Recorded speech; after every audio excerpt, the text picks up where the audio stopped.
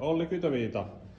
Vähän jäit kasin sakin ulkopuolelle, mutta sitten sait sieltä kuitenkin kairattua sen ysisijan. Mitäs tuntuu?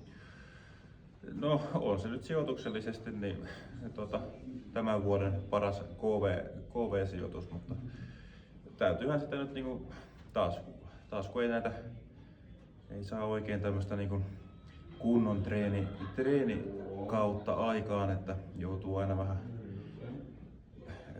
toipilana lähtee kisaamaan, niin sitten aina niihin tilanteisiin nähden niin menee hyvin, niinku pelit menee ihan hyvin. Ja yllättävän hyvin meni tuo eilinen päivä, ensimmäinen pelipäivä, ja sitten toisessa pelipäivässä eli tässä päivässä oli tosi hyviä hetkiä ja hyviä eriä, mutta sitten loppupeleissä se tärkein, koska tuo Mindaukka olisi pitänyt voittaa, niin se jäi sitten, siinä kävi vähän huono tuuri ja ei oma jaksaminen ja taito riittänyt sitten loppuun asti, mutta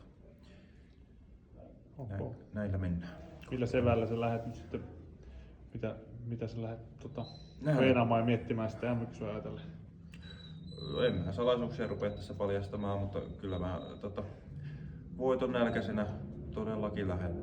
Kyllä tässä täytyy. Tai sanotaan näin, että jos pystyy 1 kuukaudelle terveenä, niin varmasti näyttää tosi hyvältä tuo MM-kisa meisinkin. Okay. Ja sitten loppuu vielä, että mikä oli sun paras peli tai mielenkiintoisin peli? Mielenkiintoisin oli kyllä se Mindaukkas-peli, mutta paras peli oli varmaan